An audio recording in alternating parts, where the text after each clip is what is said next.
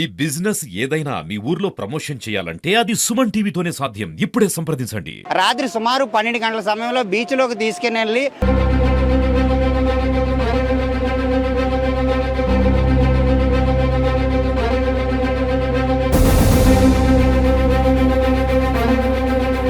నిద్ర సమయంలో ఉన్న గుర్తు తెలియని వ్యక్తులు వచ్చి బోట్ని ఇలా కావడం జరిగింది.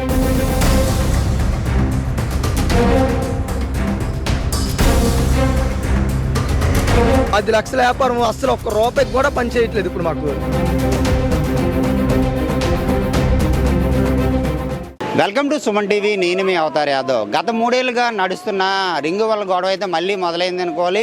ఎందుకంటే నిన్న రాత్రి బోటు ఒడ్డుని కట్టిన బోట్ని రాత్రి సుమారు 12 గంటల సమయంలో బీచ్లోకి తీసుకుని వెళ్ళి మా బోట్ అయితే ఛిద్రం చేశారని చెప్పేసి పెద్ద జాలారపేట వాసులు అయితే మాత్రం ఆవేదన చెందుతున్నారు. వాళ్ళు అడిగి తెలుసుకున్న అసలు ఏం జరిగిందనే విషయం. అసలు ఏం జరిగిందండి? రాత్రి 12 గంటల సమయంలోని గతంలో ఉన్న గొడవలన్నీ కామన్. ఇప్పటి వరకు ముందని ఉండేవి. ఇప్పుడైతే గొడవలన్నీ ఏట్లేవు, అన్నీ సర్దుమనిగా అనుకున్నాం. మామూలుగా ముందులాగా అందరం వేటలకు వెళ్తున్నాం. కానీ మాకు ఎవరికి తెలియదు, మా నిద్ర సమయంలో ఉన్నాం. గుర్తు తెలియని వ్యక్తులు వచ్చి బోట్ని ఇలా కావడం జరిగింది. మరి కోపదాసాల మీద ఏమైనా ఉన్నాయనుకుంటే ముందుకుంటే మనకి ఏమైనా ఇన్ఫామ్ ఇక్కడ వేయొద్దు చెయ్యొద్దు అని చెప్పినట్టుంటే దానికి కూడా మేము కట్టుబడి ఉండము. మరి రాత్రి సమయంలో జరగడం చాలా ఆందోళన చెందుతున్నాం.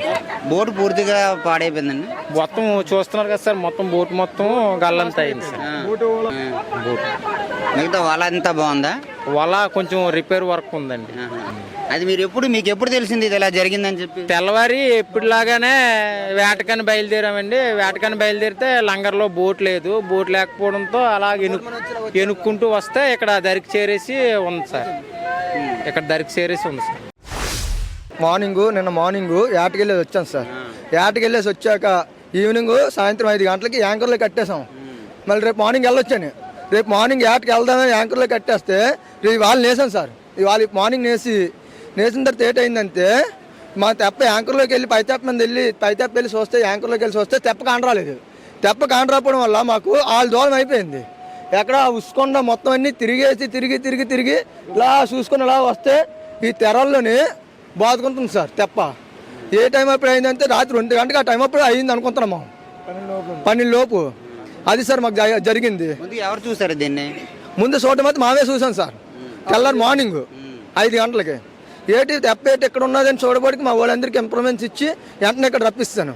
ఇక్కడ రప్పించే కానీ ఇక్కడ చూస్తే ఆ మొత్తం కుర్రోళ్ళందరూ ఏటగొళ్ళందరూ తీసుకొచ్చి ఇవాళ పనులు ఏం చేయించుకుంటున్నాం సార్ మేము. ఇది అంటే ఒడ్డుకి మీరే లాక్కొచ్చారు ఇప్పుడు? మామే నాకు రాలేదు, ఒడ్డునే ఉండిపోయింది. అంటే ఎంత దూరంలో ఉంది? ఇక్కడే సార్, ఇదే ఇక్కడ ఉంది. ఆ రాయి వల అయితే ఆ రాయి ఉన్నది సార్. ఆ రాళ్ళకి ఉండిపోయింది సార్ వలన మార్నింగ్. ఇప్పుడు నీరు వెనక్కి వెళ్ళింది కదా, వెనక్కి వెళ్ళడం వల్ల ఇప్పుడు నాక్కున్నాం. వీలయ్యింది మాకు. ఆ వీలయ్యడం వల్ల నాకుపోయి ఇప్పుడు ఇదంతా పని చేసుకున్నాం సార్. ఇప్పుడు కాక పరిస్థితి ఎలా ఉంది? ఇప్పుడు బోటు పరిస్థితి నేస్తారు అసలు దగ్గర సుమారు 10 లక్షల వ్యాపారం సార్. ఇది 10 లక్షల వ్యాపారం అసలు ఒక్క రూపాయికి కూడా పని చేయట్లేదు ఇప్పుడు మాకు. ఇప్పుడు మా పరిస్థితి ఏంటనేది మాకు అర్థం అవ్వట్లేదు. ఇప్పుడు నాయకులు పట్టించుకుంటాలో లేదో తెలియట్లేదు.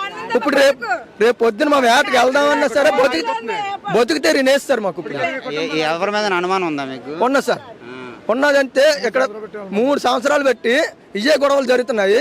ఈ పెద్దజాలారపేట వాళ్ళకి, అక్కడ మన గాంధీ బొమ్మ వాళ్ళకి, అక్కడ ఈ పెద్దజారాలు మా ఊరు వాళ్ళకి, ఇది 3 ఊరులకే జరుగుతుంది. కానీ ఈ 3 సంవత్సరాలు బట్టి ఏం కోపాలు ఉంటే ఈ లెటర్ల ద్వారాగా దేని ద్వారాగా పంపించుకోవాలి. ఇలాగ వ్యాపారాలు ఎలా రద్దు చేయడం ఏంటి సార్ మాకు?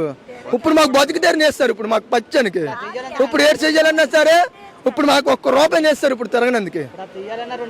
ఇప్పుడు అది సార్ మాకు ఇప్పుడు బతుకుతారు అనేది, మాకు బతుకుతారు ఏదో చూపెడితే మనం ఎటు పక్కైనా చేసుకోగలం సార్. జరిగే సిచ్యువేషన్ అయితే ఈ 5 సంవత్సరాల నుంచి ఇది నలుగుతూనే ఉంది. కానీ ప్రభుత్వం కానీ ఎవరికి చర్యలు మాత్రం తీసుకోవట్లేదు. ఆ చర్యలు తీసుకుంటారనేసి ఒక్కసారి అయితే మాత్రం ప్రభుత్వానికి మనం ఒకటే అడుగుతున్నాం, దయచేసి దీన్ని ఎంత బేస్ అలబెడితే అంత బాగుంటుంది. ఇప్పుడు ఇది నష్టపోయినందుకు ₹1 ఎవరు పెట్టేది లేదు, చేసేది లేదు. కానీ 20 కుటుంబాలు ఇప్పుడు పస్తులతో పడుకోవాలి. 20 కుటుంబాలు పస్తులతో పడుకోవాలంటే ఆ ఫ్యామిలీ మొత్తం అడుక్కు తినాలా? ఇప్పుడు ఏం జరిగిందనే సిచ్యువేషన్ అది చూపించాలి. అది అంతవరకు సీఎంలో పెట్టారు, కమిషనర్ గారి దగ్గర పెట్టాం, మొత్తం అందరి దగ్గర లెటర్లు పెట్టాం.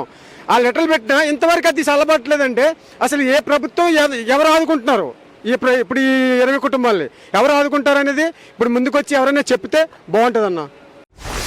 ఇక్కడ ఏదైతే వేటకు వెళ్ళే జాలారు చెప్తున్న పరిస్థితి, దాదాపు 20 లక్షల రూపాయల బోటు మాదైతే బూడిద పాలు అయిపోయింది. దాదాపు 20 కుటుంబాలు రోడ్డు పాలు అయ్యాయి. గత 5 సంవత్సరాలుగా ఇది జరుగుతుంది. దీన్ని ఎవరు కూడా ఇప్పటికొచ్చి ఒక తాటి మీదకి తేవట్లేదు. సామరస్యంగా కూర్చొని తేల్చుకుంటే తెలిపేదానికి ఎందుకు కోపతాపాలు అని చెప్పేసి కూడా వాళ్ళు ఆవేదన చెందుతున్నారు. ఏదేమైనప్పటికీ మాత్రం ఇటువంటి ఘటనలు అయితే పునరావృతం కాకుండా ఉండాలని చెప్పి అందరితో పాటు మనం కూడా కోరుకుందాం. చూస్తుంటే ఉండండి. మరిన్ని అప్డేట్ కోసం సుమన్ టీవీ. కెమెరా పర్సన్ రవితేజతో అవతార్ యాదవ్, సుమన్ టీవీ, విశాఖపట్నం.